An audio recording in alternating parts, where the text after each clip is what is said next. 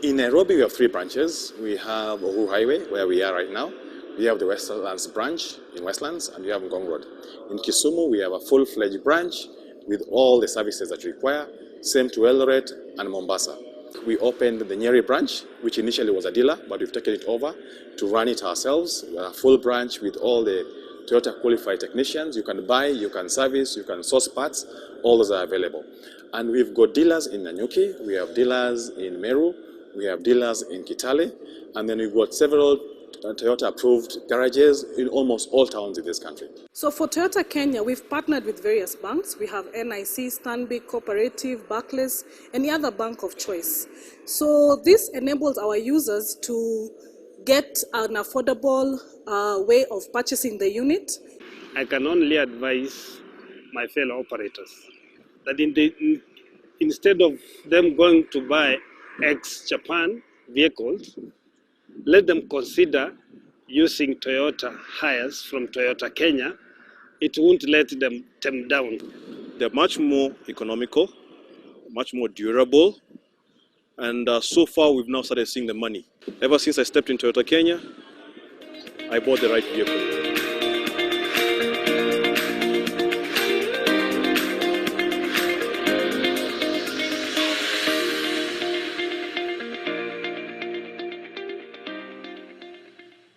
Okay, good morning. Good morning.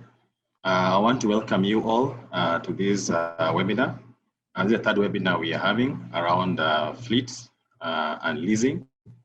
And it's very exciting for us at Toyota to be able to host these webinars, at least to interact also and exchange ideas with our customers and the various specialists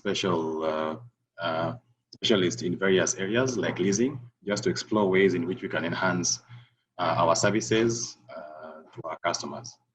I think in the world over, and especially in Kenya, we currently have a lot of debate on whether to have outright purchase or to lease. And today we want to dive in and just explore which way is better.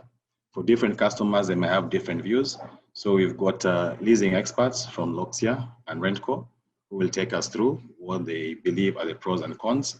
And also we've had an experience also from one of our customers, BAT, who will take us through what their experience is with leasing. Worldwide over, there's a change of how people look at things and how people interpret business. There are also changes also on how accounting is done with certain benefits, whether you lease or have outright purchases. So depending on how a corporate wants to look at its books, it might decide which way it wants to go. I think this forum will be good for us to ask questions and to get more details from those who know better than the rest of us. As a person, I've had some of my interesting family members who are much younger than me who tell me that I'm obsessed with owning. I should be leasing, because even life itself is only a lease. It's a short-term thing. So why do you want to own anything? So I think I'll let Alex take over from here, introduce the panelists, then we can proceed on. Karibu sana. Thank you. Thank you, Andrew. Good morning, everyone, and welcome to the webinar on lease versus purchase. My name is Alex Monene. I'm in charge of the leasing and fleet sales at Toyota Kenya. And we are glad to have you once again to have this engaging discussion on this very pertinent issue of lease versus purchase. As Andrew has said, we always look forward to create places for people in the fleet and transport industry to engage. And we hope that we'll have a very good discussion today. Just before I introduce the panelists, just to remind you, you can be posting your questions on the Q&A section and your comments on the chat section, and you can vote up on someone else's question. We'll be having a small quiz towards the end, so let's see how that goes. And then just to remind you that we'll have a very engaging program, so we hope to be done on time as we had promised by 10:30. The focus for today's webinar is lease versus purchase. You realize a lot of people are conversant with the purchase, so we'll be delving more into lease because that's where we found a lot of the questions were coming out. And we hope that by the end of the webinar, you'll be able to make an informed decision based on your own personal circumstances. So our panel today consists of 3 professionals in the industry. The first one is Mr. Ewan Kato. He's the managing director of Loxia Mobility Solutions Limited, which is the CIFAO business name for operating lease and fleet management in over 20 countries in Africa. He holds an engineering degree from Les Arts Métiers, I hope I got that right, in France. And he has 20 years of experience, mainly in West Africa, in Morocco and Cameroon, providing rental services to corporate customers for on-road and off-road equipment. He is a pioneer for long-term rental business for forklifts in Morocco, and he provided the whole logistics solution for the production lines of the Reno mega factory in Morocco in 2010. He was also the market leader, leading the business for Loxia in Cameroon, which is the market leader, providing more than 1,000 cars and trucks before he moved to Kenya to start the Loxia operation. And his experience and expertise about rental and services for B2B, which is business to business. I'll ask him to say hi later. The second panelist is Robert Nyasimi, who is the founder and group CEO of Rentco Africa. He's the pioneer and former chairman of the Leasing Association of Kenya. He holds a marketing degree from University of Glamorgan, UK, and a postgraduate from the UK as well, and an advanced diploma from the Chartered Institute of Management, UK. He's a trained credit and risk manager from the Kenya School of Monetary Studies, an associate of the Kenya Institute of Bankers, and he has over 25 years of experience in the industry in various areas, specializing in people management, asset finance, business development, and sales and contracting. He's previously served in various capacities at Rentworks, at the International Finance Corporation, and at Barclays Bank of Kenya. Our third panelist is Leah Wanjiru. She's a fleet manager at BAT. Her background is a BCom in marketing from University of Nairobi and a diploma in business management. She is also a member of the Kenya Institute of Supplies Management, and she has over 13 years of experience in administration, low value sourcing, supply chain management, and fleet management. She has previously served at Capacity Outsourcing Kenya Limited and Platinum Outsourcing, and she's currently at her 9th year at BAT. Without much ado, we'll just jump to Ewan and ask him to give us perspectives on this big debate that we're having today on lease versus purchase. Thank you very much, Alex. Good morning to all of you. I'm very pleased to attend this event and to be part of the members of this prestigious panelist. So quickly, Loxia is the in-house finance company for Toyota Kenya and the CFO Group, and we are mainly dedicated to the corporate business. So in my presentation, I will mainly address the corporate business and the pros and cons for corporate. Let me share the presentation, hoping that you can all see. Okay, so we start with the pros and cons for the buying and leasing, and then I will take you through the ideal circumstances for a corporate to go for leasing or to go for buying. So let's start with buying. The pros first. When you buy, you have the full control of the assets and flexibility during the period of use. If you want, for example, to resell your asset after 2 years, 3 years, or 6 or 7 years, you can easily, you are not linked to a contract. And if you want also for security purpose, for example, to be the only one having access to the tracking data, you have also this opportunity because you are having the full control of your asset during the period. It's probably a good investment for cash. If you have cash available and if you're allowed to use your cash to buy cars, it's probably good for you to pay cash your investment in cars in your fleet. Another pros is the full control of the resale process. You have the opportunity to resell at the price that you decide, also when you decide to resell, and to whom you decide to resell. Is it to the open market, to the staff, or if you want to keep the car in the company? In terms of tax impact, you have to declare an employee tax on benefit for passenger cars, which is 2% of the acquisition price. It's slightly lower than if you have to declare the monthly fee from an operating leasing. In terms of counts for buying, you need random amounts of cash. You need a big amount of cash when you purchase. You need to pay also insurance premiums 1 year in advance for 12 years, for 12 months, sorry. In one shot, you have to pay for sometimes big repairs.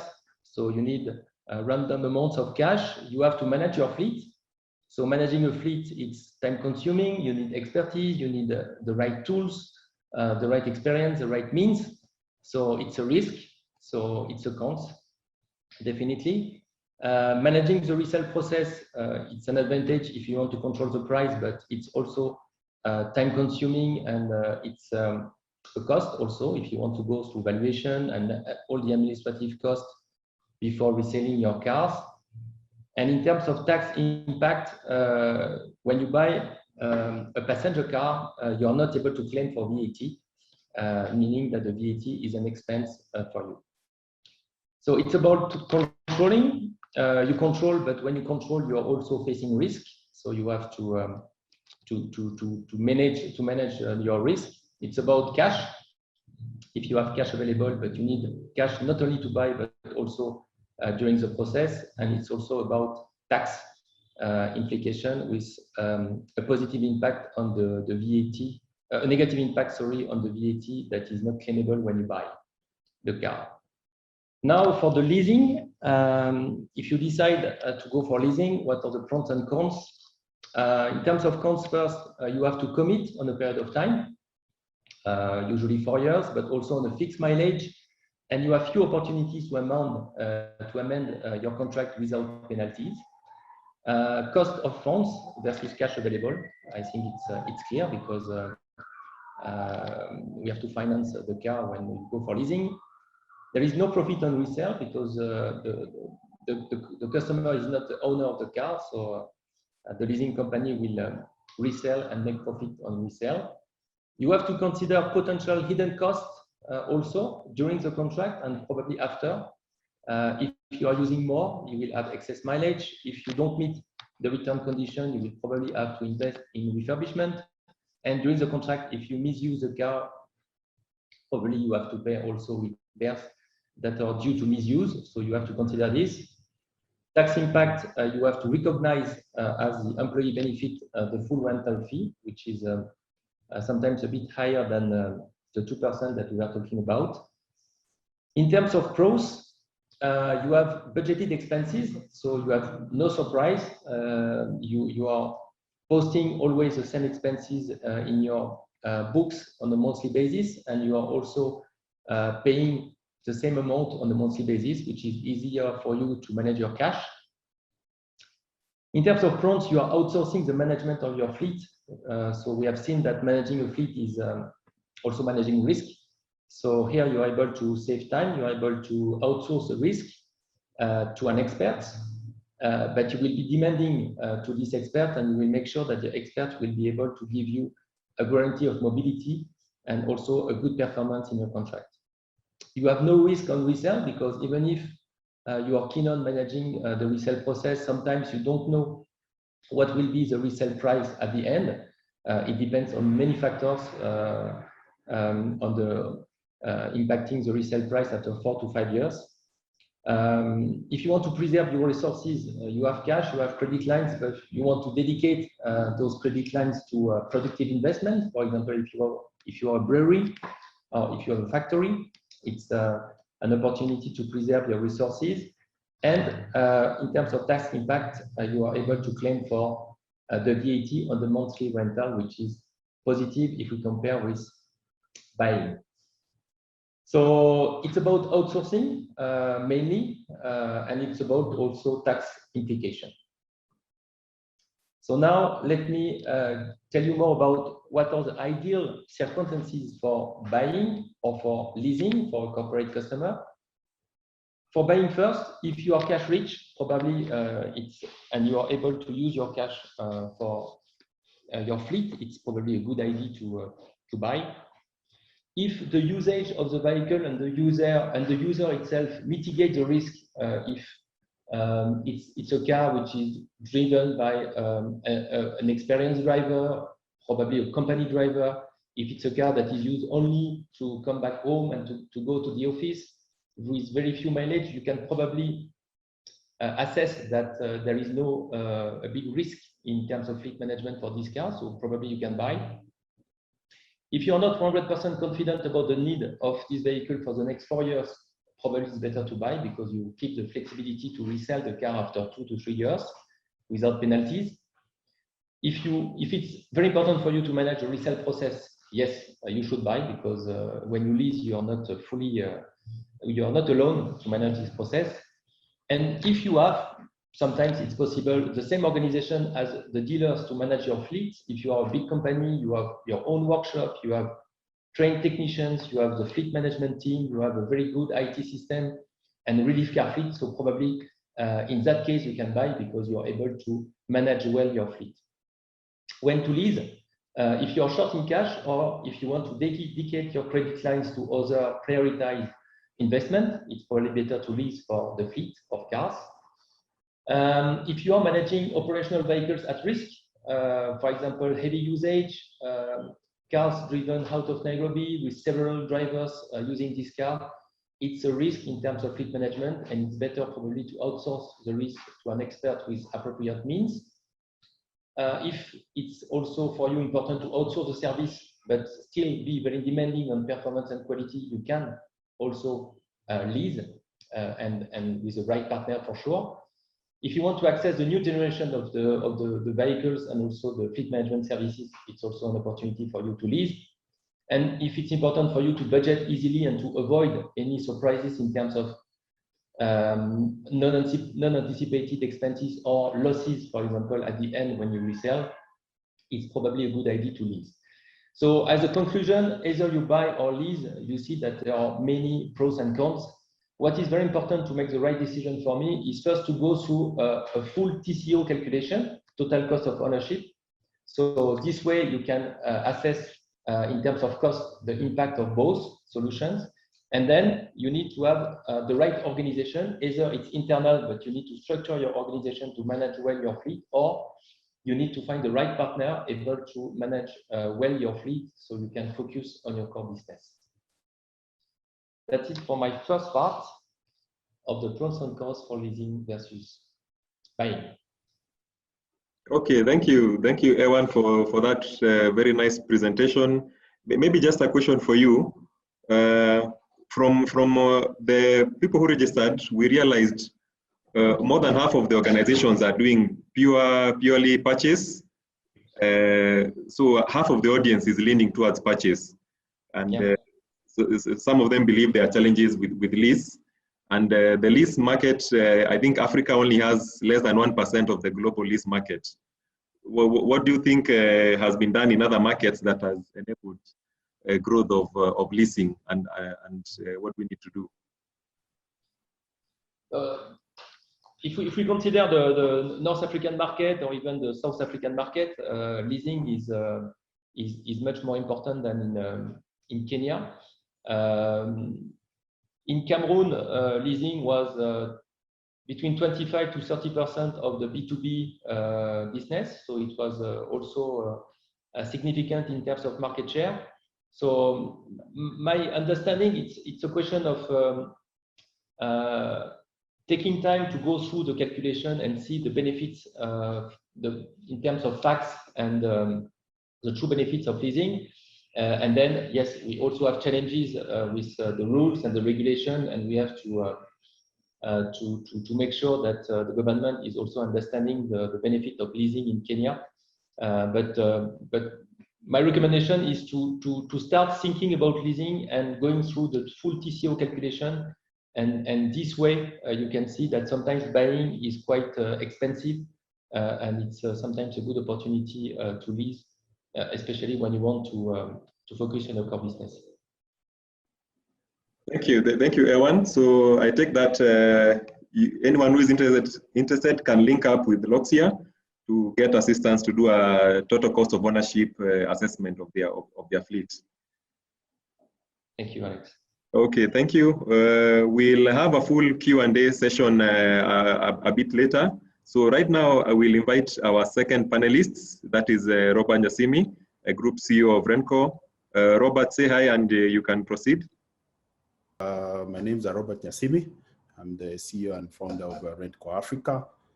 Nice to meet you. To my fellow panelists, it's nice to debate you or to engage you on this subject. Public sector has two components to it. There are the public sector that is meant for profit, and then there's a public sector that is not meant for profit at all. So whenever you hear this word public sector, it will mean the national government, meaning the executive, the judiciary, the legislature, which is parliament, for both Senate and the parliament itself. You'll be looking at county governments, that is another sector of the public sector. Then under the State Corporation Act, that is where a lot of the public sector that are profit-driven are. So entities like KenGen, KPA, KPLC will fall into that. Then there's also the NGO side of things like Red Cross, anything that involves public money being in place. It was important to bring that so that I'm able to differentiate it from private sector.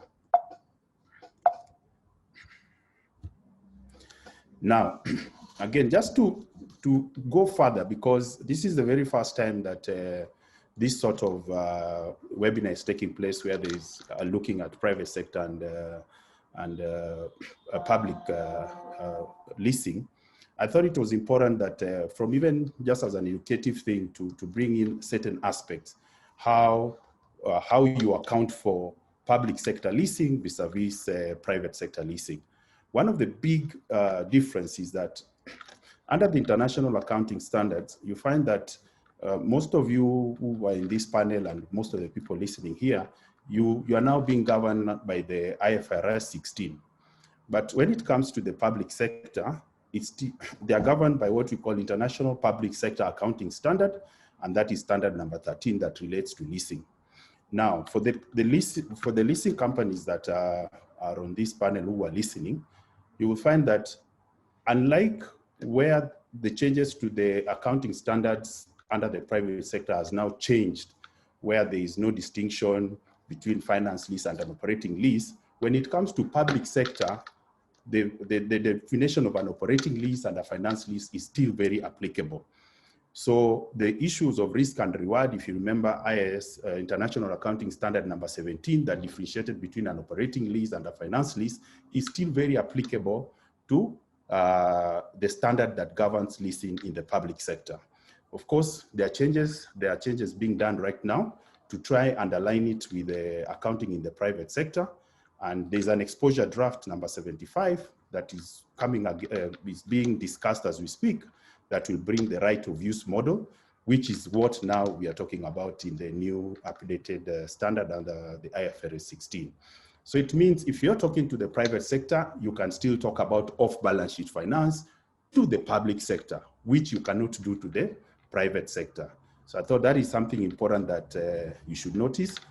And it is a very, very big advantage, because when you approach this not-for-profit public sector and you're able to tell them this is off-balance sheet, then it means when the national treasury is leasing, then it doesn't show as a debt obligation in terms of the Kenyan debt. And that can help getting this argument across why public sector leasing is good.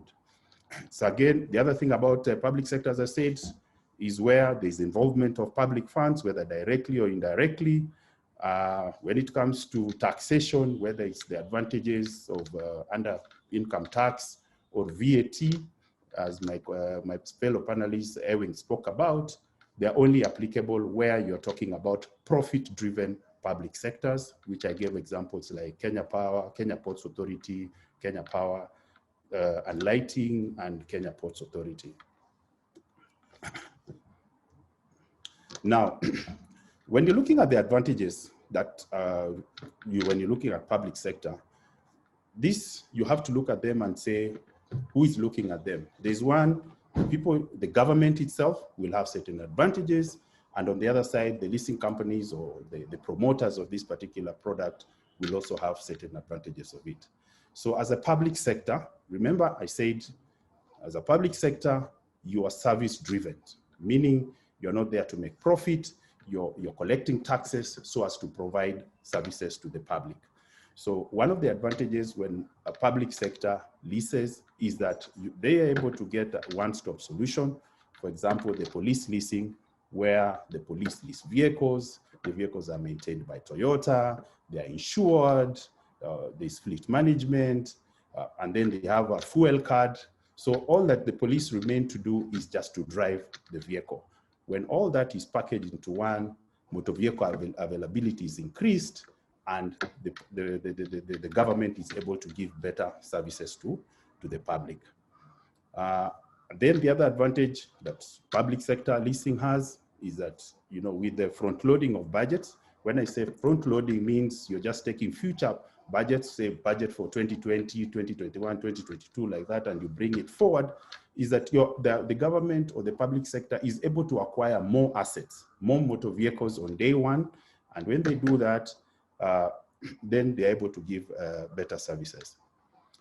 When anyone who is sitting as government or government related, anytime you use leasing as a way of financing the acquisition of your cars, you create what we call capital formation in the economy. Without too much words, if you look at when the motor vehicle leasing started with the police, is that the budget for that was allocated in 2013-2014 financial year was about 3 billion Kenya shillings. Assuming a vehicle was costing 5 million, the government or the police would have just acquired 400 cars. But when they decided to lease the vehicles, and this is a true example, they were able to lease 1,200 cars. So what did that mean? The vehicles were imported, so duty was paid on 1,200 cars. And when I say duty, it means custom duties, excise duty, VAT was paid on 1,200 cars and not 400. Entities like Toyota who got the opportunity to lease these vehicles, you had to employ more people, you had to expand your service centers, not just in main towns, even to other arid areas like Northeastern. So basically just with the same capex of whatever amount of money the government had, the impact was much higher. And you can actually see the impact of what leasing has done by the number of police vehicles that the police have. These days, if you get an accident, you will get, or even an incident, you see like 4 or 5 police vehicles responding, which was never a case before. Then sometimes in the public sector, what normally happens is that very minute things like whether the number plate should be blue or white or the normal ordinary plates can also be an advantage, because all government cars sometimes all the time when you buy them, they're supposed to have blue plates. But I have an example that I might not want to mention here, is that you know, they were able to lease the vehicles which came with ordinary number plates, and that gave them a bit of more flexibility. Then the final thing that public sector does, and I'll probably explain this in my next presentation, is that when you use the cost-benefit analysis, especially for corporations that are governed under state corporation, you'll actually find that overall leasing is cheaper than when the government or government-related entities buy motor vehicles. So as government entities or government-related entities, when do you need to buy cars and not to lease? And this, you know, unlike private sector where there are so many advantages, when you come to public sector, the advantages of whether to lease or to buy are not as numerous, because there are no profit-driven motives, there are no tax-driven motives. So it is actually how the budget has been put in place. And if a budget is for a specific project, say, and it is a one-time event, for example, the topical thing now is elections next year. Of course, entities like IEBC are going to come out and maybe buy some vehicles. An entity like that to lease becomes a challenge, because you know, they have just one huge requirement every 5 years. So in such case, an entity like IBC will be advised to buy the vehicles. Then the other one is where grants are involved. More often than not, these grants come with conditions. They come with a specification on how the money is supposed to be utilized. And a grant is not granted every year on a continuous basis. It comes for a particular project. So again, when a grant is involved, more often than not, the best thing to do is to just buy those cars and capex them to the project that the grant was granted for in the first place. Then, of course, again, if you're in the military or in the police and you're looking at very specialized motor vehicles that have zero chance of alternative or secondary use, then more often than not, you have to buy those cars. And even if you are tempted to lease those very specialized vehicles, it will take a very special financing house or a bank, for that matter, to finance a very specialized military vehicle. So in such instances, that then you have to just buy. That not to say that the military cannot lease. There are very many examples where the military has leased. A few months ago, the Indian Air Force was leasing helicopters, and it was all in the newspapers. And sometimes certain aspect of the military vehicles, just like the 4x4 trucks that come from Hino, those kind of asset can be leased. Then finally, when you need to buy cars, sometimes is where national security interests are involved, and maybe a particular operation determines that those particular vehicles must be owned and managed in a certain way. Then you'll find that really the chances of leasing becomes very difficult. Yeah. So with that, comes to the end of my presentation in regards to public sector, whether to buy or lease. Back to you, Alex. Thank you. Thank you very much, Robert, for that very nice clarification. It was quite a deep dive, and some of it covered topics we covered in our last webinar in September. So I think for the accountants in the room, they would understand IAS 17 and IFRS 16. So those who are not accountants, probably they need to dig deeper in that. But for private sector, those are the main accounting rules which changed how tax treatment for lease is handled. And it changed how the right of use, how it appears on the balance sheet of the lessee. Previously, that was not the case. We'll share the YouTube link for the last webinars for those who might have missed it. It will help cover some of the terms that Robert was using and Ewan. And then I would also like to request those who have comments. I'm seeing a hand raised from Jessica Blandel and a few others. Please post your questions on the Q&A chat and your comments on the chat itself. Then the panelists can also be able to be responding to you even as we are proceeding. Someone is asking for the contacts for the panelists. So Ewan and Robert, you could also put your organization or business contacts there. So anyone who wants to take up this discussion further, then they can be able to contact you. So even as the panelists are preparing to take more questions, we'll play just a short video of the most recent Starlet model that was launched, so that we allow the participants to start posting questions. So far, we have 133 people in the webinar so far. If I can mention some of them, I can see Kevin from Outlook Limited, Fred from Express Travel, Donald from Misipe, many others, Eric Manas from World Health Organization, Edgar from Bayer. So yes, I think we even have Dinesh from India, RMA. So we can see we have quite a cosmopolitan, diverse group tackling this subject. So please post your questions even as we proceed. BAT is one of the organizations which have both purchase and lease vehicles. So please, the floor is yours. Thank you, Alex, and hi to the team. You're welcome. You're able to share your screen? Yes. Okay, thank you. We can see it. You can put it on slideshow. Hope you can see it now properly. Yes. My name is Leonjiro. I manage fleet at BAT Kenya. So we'll take you through our experience briefly. So we have a fleet of 76 vehicles, and among those, 61 are in our trade marketing department. We have 10 that are office-based, and 4 that are in our leaf growing department, which the managers use to, visit the farmers in the farms. And then we have 1 that is for factory staff transport. So among those, 12% are leased and 88% are owned by us.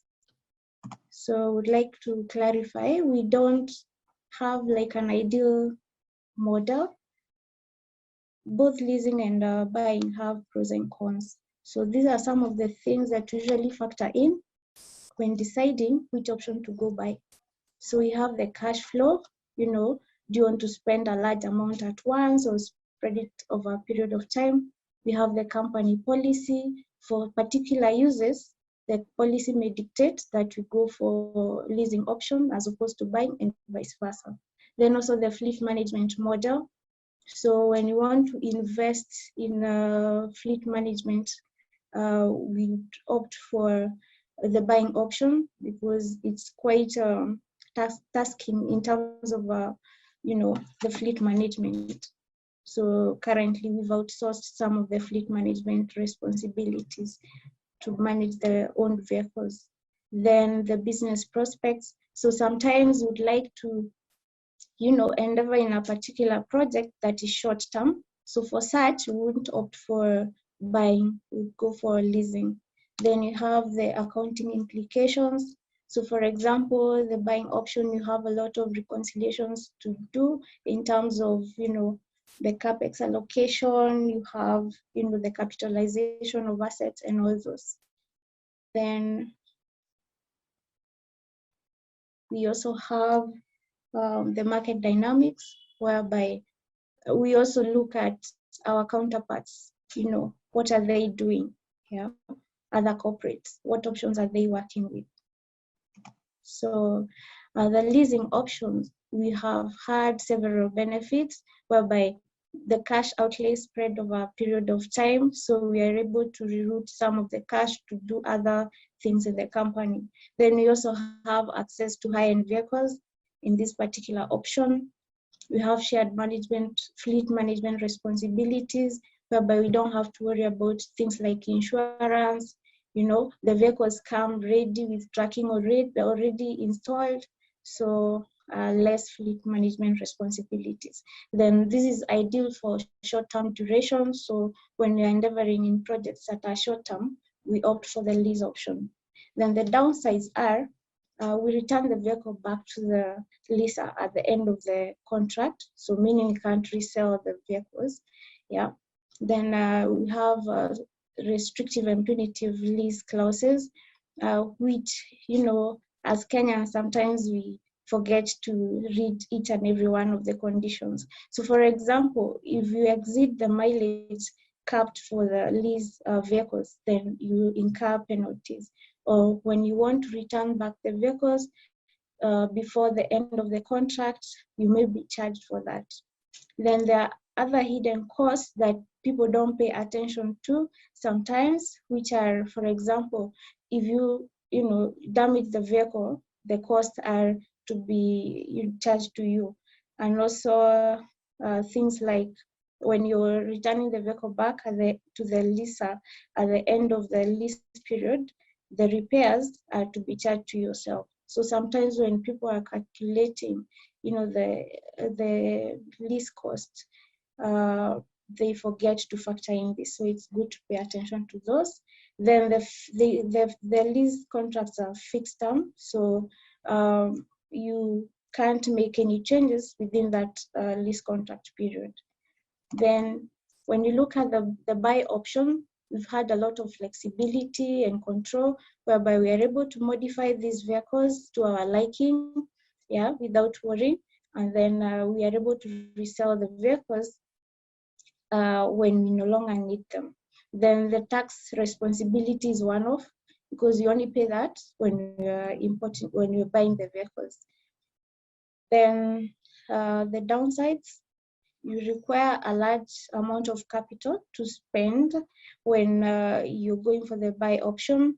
Then you have demanding fleet management responsibilities because you have to know how you're going to insure the vehicles, who is going to insure for you.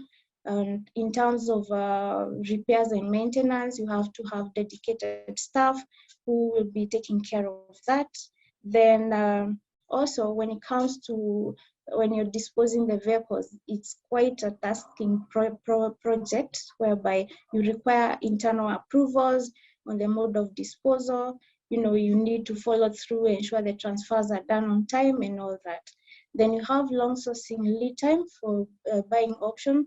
You find that by the time you're finishing your internal paperwork, you already, the vehicles that you may have seen at the showroom may no longer be available, whereby, the company will have to import. So for us, we found that for this option, it takes several months to get the vehicles ready. Then you also have to worry about things like installation of the tracking gadgets and all those things. So basically, both have pros and cons. So it's up to you to weigh each of them and decide which is the most ideal for you at that particular time. Thank you so much. I hope that is helpful. And should you have any queries, please feel free to channel them to me and the rest of the panel. Thank you. Okay, thank you, Leah, for that very nice presentation, sharing your experience as a BAT. I'm sure a lot of people would found it interesting and have been, trying to see how you've handled both challenges. So what's coming out is just reinforcing what Robert and Ewan have been saying, that both have pros and cons. Is just to look at what works in your specific situation. So just a confirmation that we will be sharing the presentations that are being shared today to all the registered participants.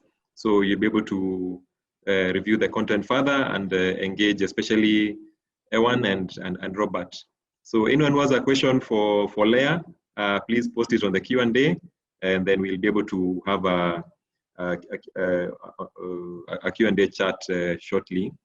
So someone had asked for case studies. I think one of the questions we received was someone had to see case studies in Kenya or in East Africa. So we hope the next session will cover that, because now we are going back to Ewan and then Robert, and they'll be presenting to us a case study analysis of lease versus purchase number, so that we're able to see what would work for different kind of situations. So Ewan, welcome back. Are you able to share your screen again?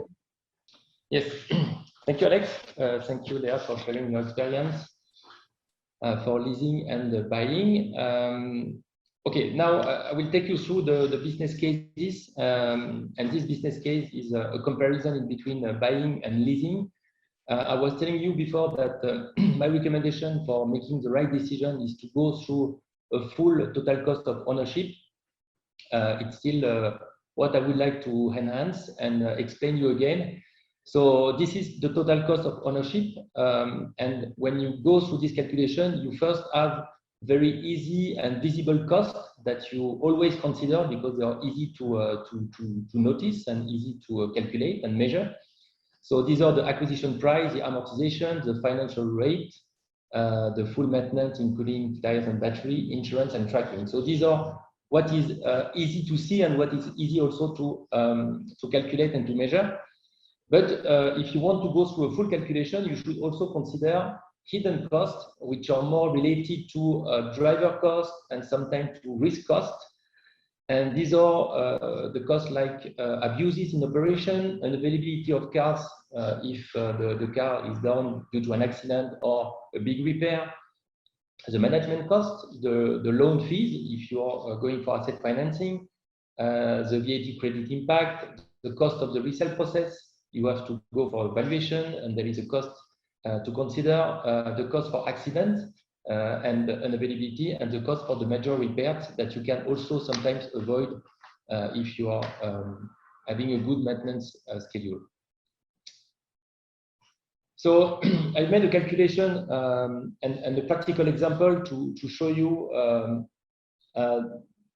the first part of this total cost of ownership. I've not went through the full calculation, only financing and insurance, just to show you the benefits sometimes of the leasing and also how to compare both solutions. So this is about an example for a commercial vehicle. So we are comparing asset financing, outright purchase plus asset financing with operating leasing for a contract of 4 years and 120,000 kilometers. We are considering a cost of purchase, which is for a commercial vehicle, the acquisition price without VAT. This is not the case for passenger car because you have to add the VAT in your cost. We are considering that you can get sometimes a showroom a discount from the showroom price if you are good in negotiating with Toyota Kenya. So we are considering a reduction of this acquisition price for the calculation. We are considering a net asset financing rate of 12.75%. This is for the purpose of the calculation. We are considering that you are financing 100% of your car of the purchasing price because we want to compare Apple with Apple. You have no deposit for operating leasing, so we are considering you are buying and you are going through asset financing. Then you have loan fees that you have to consider in your calculation. You have to consider the insurance rate for commercial vehicles. You can get a 4.5% in the market plus levies of 0.45. And then we are considering that in your calculation, you will depreciate 100% in 4 years your car. It's for accounting purpose. We are also considering that at the end of the process, you will resell the car and you will make the benefit if you are buying, and the benefit will be based on the market value that we are estimating, and we are taking into consideration for the calculation 38% of the acquisition price after 4 years and 120,000 kilometers. And if you resell, we are also considering 2 options: either you resell to the open market or you resell to your staff. And we know by experience, but we can share on that usually when you resell to the staff, you resell with a discount versus the market value. So we have made both calculations to compare both options. So here is the calculation. On the left-hand side, we have the pickup that we are considering. It's a commercial vehicle. It's a standard 4x4 manual standard, single cab. So it's a commercial vehicle. The discount, the acquisition price, 3.8 million, which is a price discounted without VAT. Resale value is 0% because you are fully depreciating the car in 4 years. The resale value is 38%, meaning 1.5 million plus VAT at the end of the 4 years and 120,000 kilometers. So these are the assumptions. So now on the right-hand side, you have the outright purchase versus operating leasing. You have 2 columns. If you go for financing through asset financing and you get a 12.5% rate and you depreciate in 4 years, you have a depreciation cost of 79.5 thousand Kenyan shilling, interest cost of 22.5 Kenyan shilling, and the loan fee, which is 2%. So at the end of the day, you have a cost of financing for 103.5 thousand Kenyan shilling per month. Yeah. Maybe you can use your mouse to be showing us where you are talking about the numbers. It's easy to follow. Yes, like that. Thank you. Okay, so the total cost of financing is this one, which is the sum of depreciation cost plus interest cost plus the loan implementation fee. You add your interest rate, which is a 4.95, 4.5 plus the levies. So you have to consider an additional cost of 18,000 Kenyan shillings. So it comes to a total financial plus insurance cost of 121,000 Kenyan shilling, which is higher than the operating leasing cost, but we have to consider the resale and the profit that you make when you resell. So when we consider that you resell to the open market at 1,500,000 VAT exclusive, you have to add the VAT. That means you make a profit that you divide into 48. So you have a profit of 30,000.5 Kenyan shilling per month. So your final price, financial plus insurance minus profit on resale, is 90,000 Kenyan shilling, which is still higher than the operating leasing price.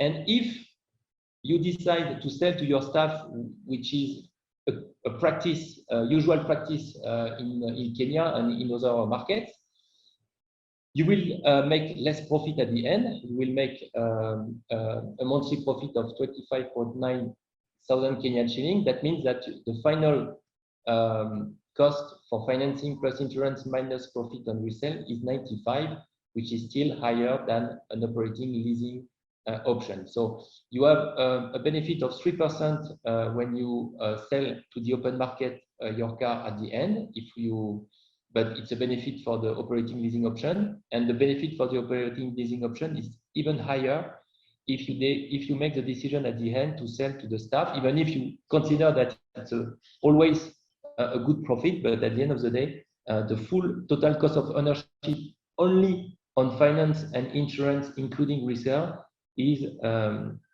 the advantage of the operating leasing.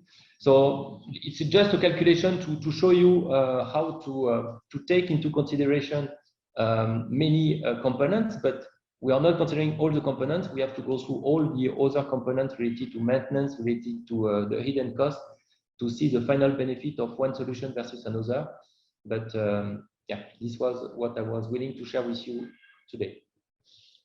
Thank you very much, Ewan. I'm sure we'll be expecting some questions regarding your analysis.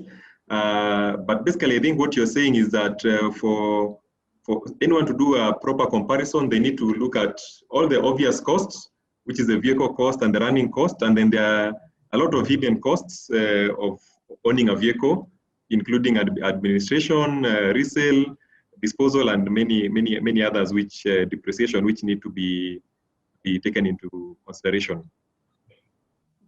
That's true, and also the unavailability of the fleet, which is also sometimes a cost. Either you have relief cars in your fleet, either you are renting for short term, but at the end of the day, when a car is not available, you have to incur costs when you're buying.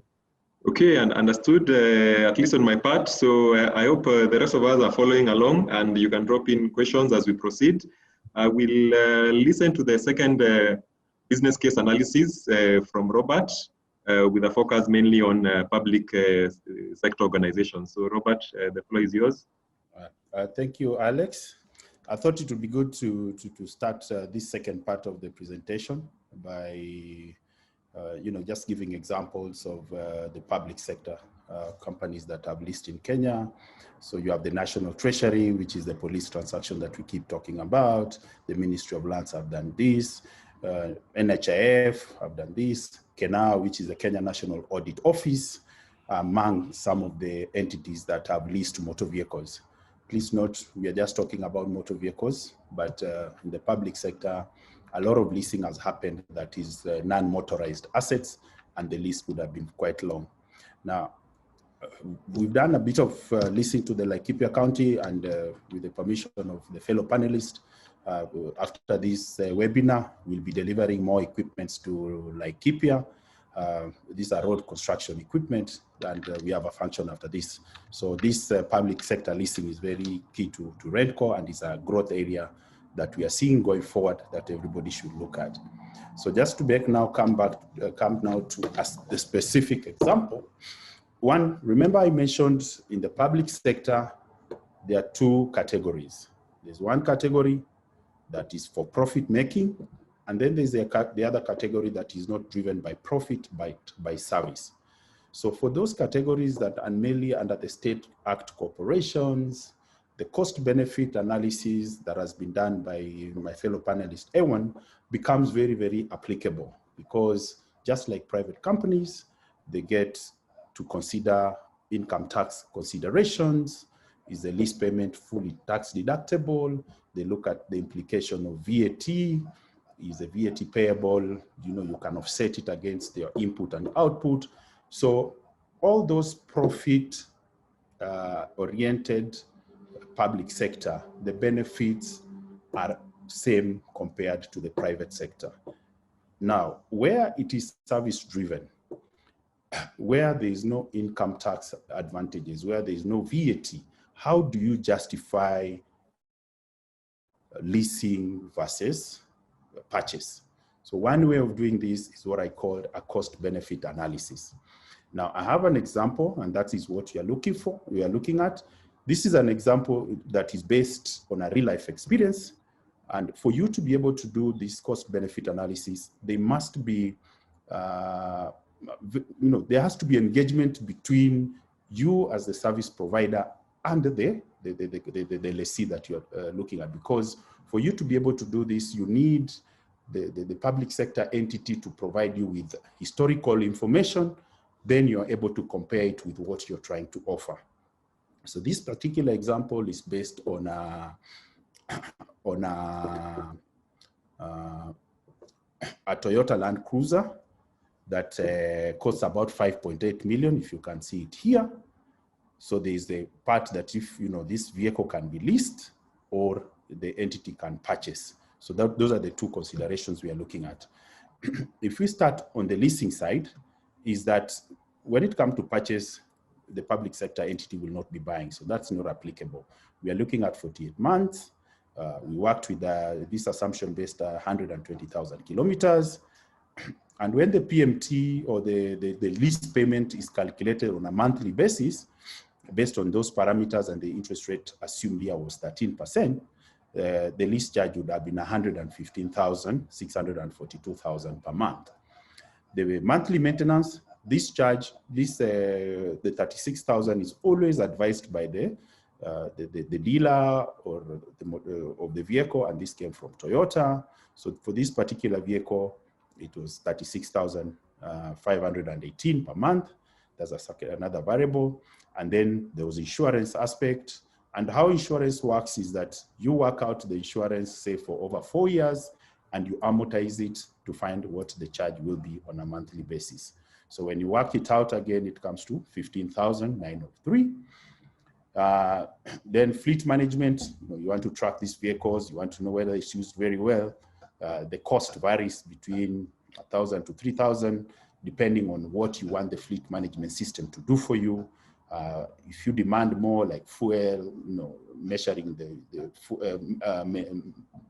measuring fuel usage and things like that, you'll pay a good amount of about 3,000 per month. Then, of course, there's always a separate cost that is not included there. Or sometimes it's included as a part of the monthly maintenance, but from practice, you find that the tire and battery cost is a separate cost, which is 5,325,000 per month. So when you add the 115, 36, 15, 3, and 5, the total monthly lease comes to 176,388. So to lease a vehicle, this Toyota vehicle, the public entity would be required to pay 176,318 per month. Now, you come now, if the entity, the public sector entity was to purchase the vehicle, they would pay 5.8 million on day one because they are buying it. We looked at a similar period because when you are doing any cost benefit analysis, all the assumptions must be the same. If you are leasing over 4 years, also look at ownership over 4 years. If the mileage is 120,000, even on the purchase side, make sure that that parameter is same so that you're able to compare apple for apple. So the mileage was 120,000 there. So when it comes to monthly lease charge, you can see it is nil because it's not leased. Yeah, and then the monthly maintenance, the 42,361 was an average cost given to us by the public entity. Remember, as I said, for you to work out these numbers, there has to be a lot of engagement with the lessee. So that is the figure that we got. And then the insurance also, they gave us an actual of 18,447. In terms of admin and fleet management, it came to 3,480. And in addition to the fleet management system, they had fleet managers. And when you take all that cost and spread over the 48 months, the cost was coming to 3,480. Their battery and tire cost was 6,177. And what you are quickly picking out here is that you see monthly maintenance is slightly higher, when the entity is buying the vehicle as compared when you're leasing it. You remember when you lease, you're given a package, and these packages tend to be very competitive. And because someone has the upfront responsibility to maintain the vehicles, they are able to plan in terms of doing the maintenance. So you end up getting a better quote in terms of maintenance. But when you're just a walk-in customer, you're just bringing in your vehicle, maybe the vehicle parts will differ during the 48-month period that we're looking at. So you tend to pay more when you buy a vehicle and you want it to be maintained, and that was clearly demonstrated by these figures. Now, then there's something that is now here we call the monthly cost of purchasing the purchase financing, which is 163. Now, majority of the people who buy an asset always assume that since they bought it on day one and paid, it does not cost them on a continuous basis for the time they own the vehicles. There is always an assumption to ignore the cost of ownership, especially when you own an asset. If you look at the bottom here, there's a said return on interest target for this particular entity, it was 15%, and this was disclosed to us in their financial statements. So every time any organization, whether private organization, public sector, put out or look at investing their money, there's always an expectation of a particular return. In the private sector, it is always profit driven, and you'll see people talking of return on asset, ROE, or return on equity, and more often than not is very high. Some go 20, 25%. But in the public sector, which is not profit driven, what more often than not, and is how do you measure the impact of the service that you give, And that impact can come out in terms of a return. Basically means the amount of money that was budgeted to deliver a particular service, how has it delivered to the public? And what return did the public? Remember, as a public entity, your customers are me and you, So we expect the government to give a service based on the taxes they've raised to us. So in this particular entity that I'm talking about, it was 15%. So this 15%, you use it to amortize the 5.8 million over 48 months. Basically, what is it on a monthly basis? And it comes to 163,536. Yeah. So when you look at that, then you will be able to see that this monthly financing cost, if you allow me, let me get this here. So now we finished the analysis for total cost of leasing on a monthly basis compared to total cost of leasing of purchasing on a monthly basis. Then you start seeing the savings per vehicle. You'll see the monthly leasing payment that you do, which is 176,000, is more compared to the monthly cost of purchase by about 12,852. And yeah, then the total monthly purchase per vehicle, yeah. So this 234,000 is a summation of the 163, the 6,000, 3,000, 18,000, and 42 comes to 234. So the cost of owning or purchasing an asset on a monthly basis is 234,000 compared to 210 when you lease this particular vehicle. So there's a difference of about 29,391 per month. If you look at the annual cost, again, the advantages come there. So leasing is more effective by 352,691. And if you look at the total cost of the vehicle over 4 years, you'll see under lease is 9.8 million. When you own these cars, you are paying 11.23 million over 4 years. So leasing is cheaper by 1.4 million over the 4 years. That is per unit vehicle. Now, public sector buys in mass. And when you just look at 1.4, you might say, you know, the difference is small. But now when you just look at what if there were 100 vehicles, you know, that savings you multiply by 100 and it comes to 141 million shillings savings.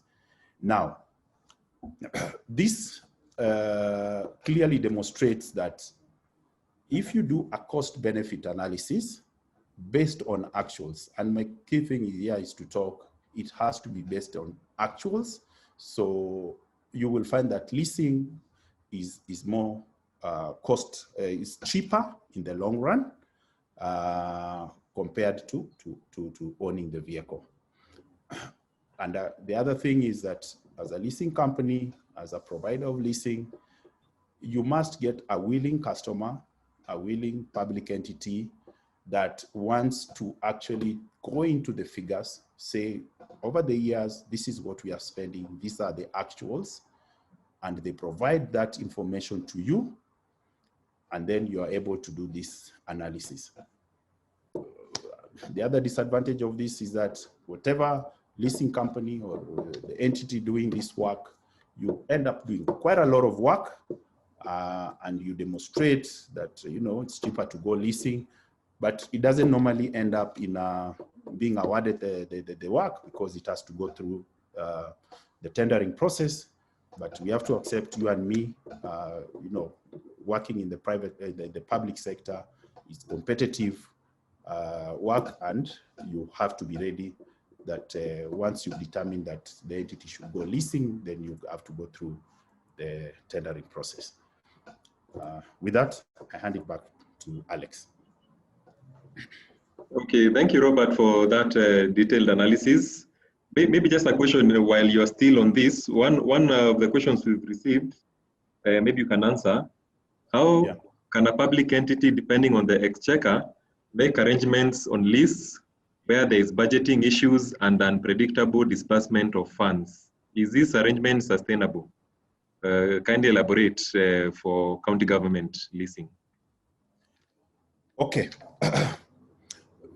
The key word is budgeting. So when the entity that you're looking at, or say even the county government, is that either they budget to lease or they budget to purchase. So that's where you come from. So if the cost benefit analysis shows the leasing is the way to go, then in their budget, they'll put the figures that the monthly lease, those are the figures that will go into their budget. For example, to get one vehicle over 4 years, instead of putting a capex of 5.8 million, they'll put 176,000 as the budget line. Now that is fed into the system, and because there's always what happens in the public sector is that once you enter into contract, you feed it into the system so that it reflects a 4-year contract, despite the fact that on an annualized basis, budgets will be approved to pay that expenses. Now that you've said this, I have a particular example of a particular county that is going through this process, and they wondered whether they should give an award based on annual budget or an award for the 4 years. And there was a bit of confusion in that, is that, you know, this county government felt like if we award you for 4 years, it will like we are awarding you on a contract on budget that are yet to be approved, which technically becomes illegal. So they were thinking, what if we keep awarding you on an annualized basis? Well, it looks good, but there is no financing institution that can finance a contract over 4 years, yet the award is based on 1 year.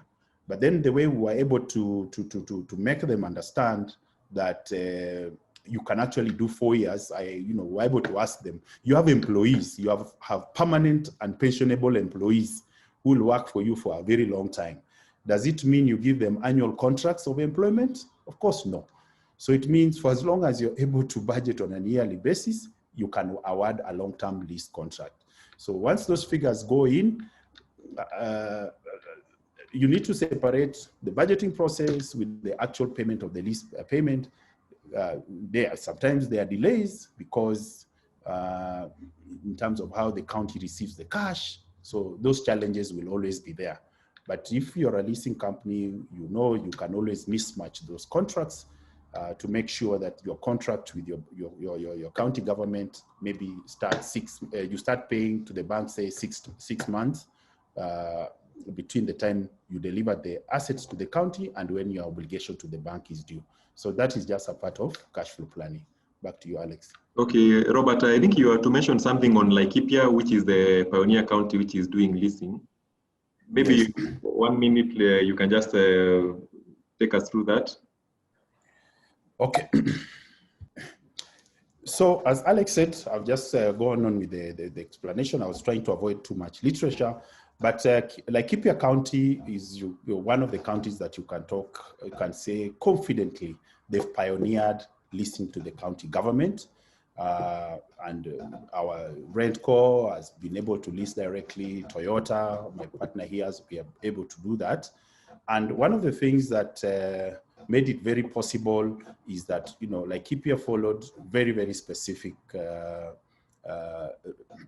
followed the law quite very well. They ensured that the budgets for the leasing framework were clearly incorporated in their budgeting, and they made sure even the tendering process was clearly followed, because that is critical as part of the tendering process. And one of the laws that they kind of relied on was Regulation 127 of the Public Finance Management Act, which, and if you go back and Google or go and refer to this Regulation 127, you can actually be almost reading International Accounting Standard number 17. So all the terminologies about risk and reward and things like that, it is clearly covered under the act that the county operates in. So this product actually works for the county government.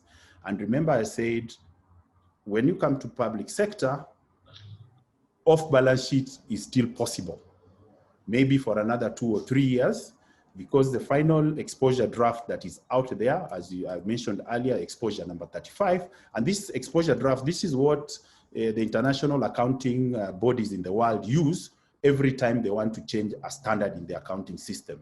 So they put out an exposure draft, meaning they put out a statement, this is what we want to do, and they send it out for public participation. I think that is the right word, So people are supposed to give in comments, and then they will adopt it, and then now eventually adopt it in terms of making it a standard.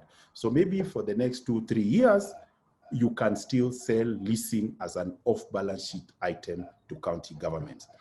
Then the other act they followed was the Public Procurement and Disposal Act of 2025, which required an open tender that happened. So what governs leasing to the county government?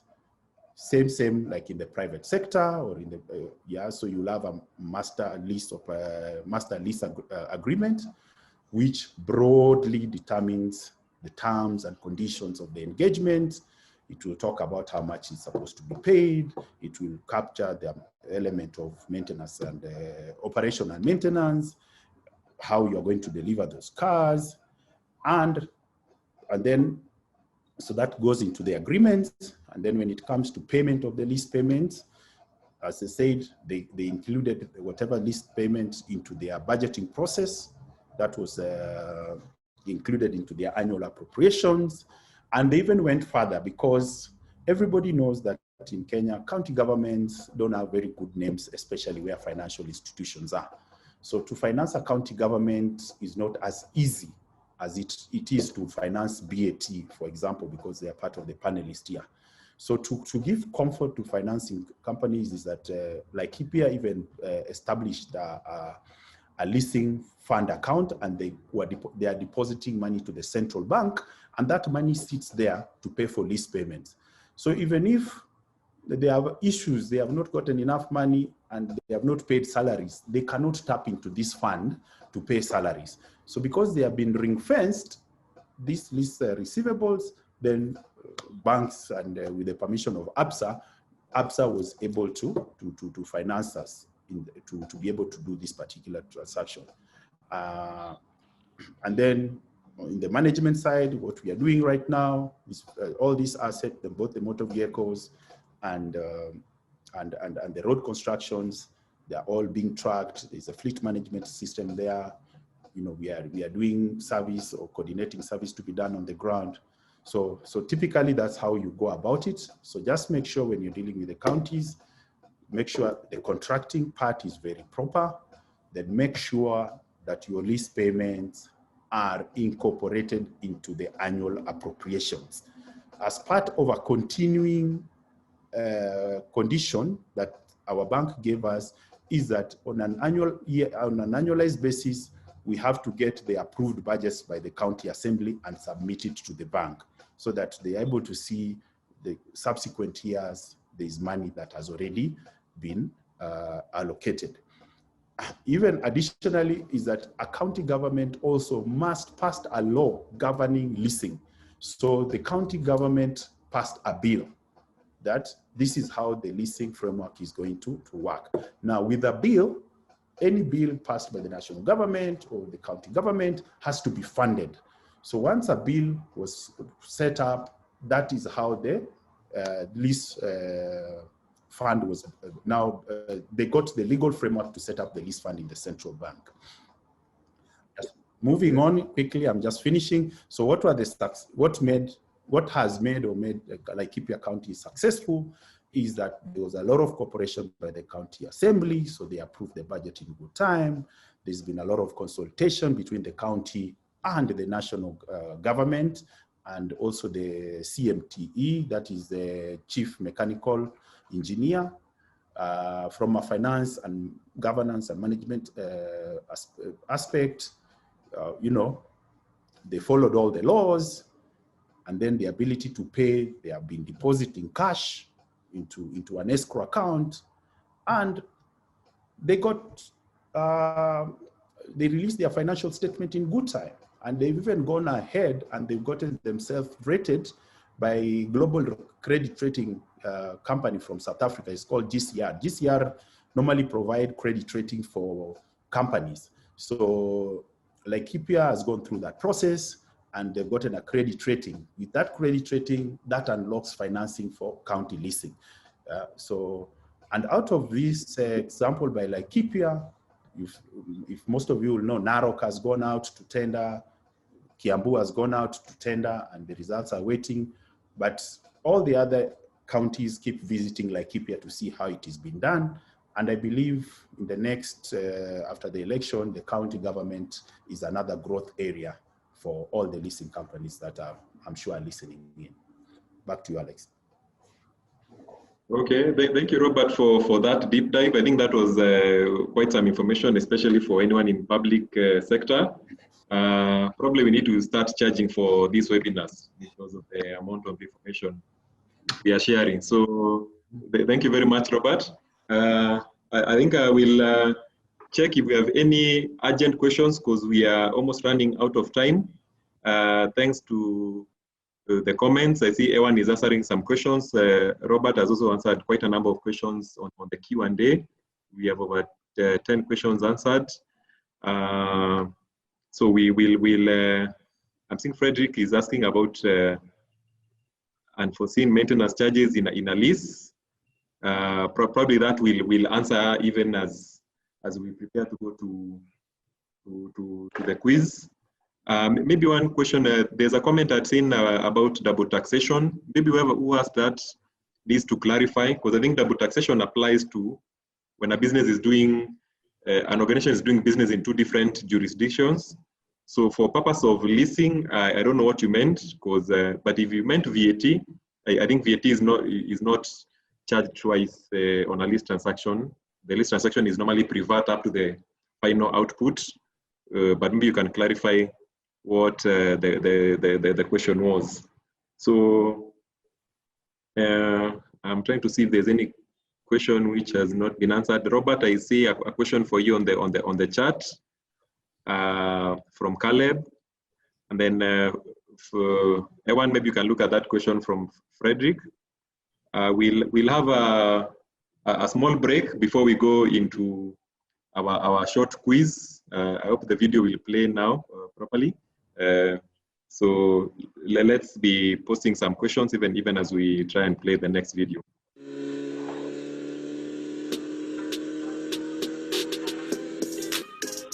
Today I have the new Toyota compact SUV with me, the Urban Cruiser. I'll be driving it around today just to get a feel of it, tell you guys how it feels. I have my buddy here with me, Mark Teja, and we'll be going for the ride together.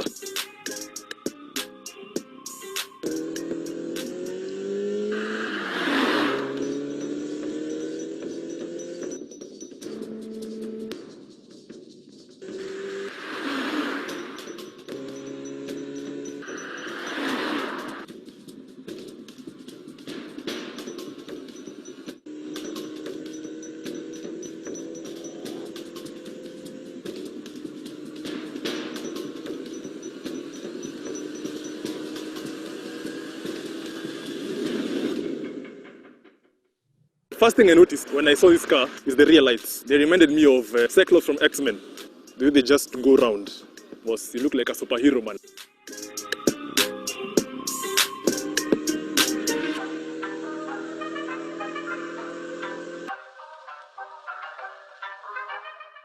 Imagine it's only a 1.5 liter engine, 105 horsepower, but it goes the way it goes. You know, all the power you need in an urban setting.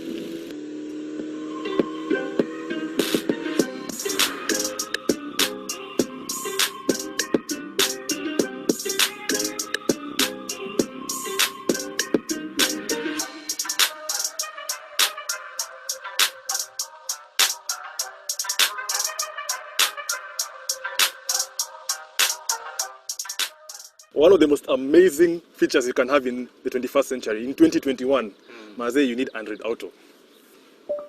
Take me to Toyota.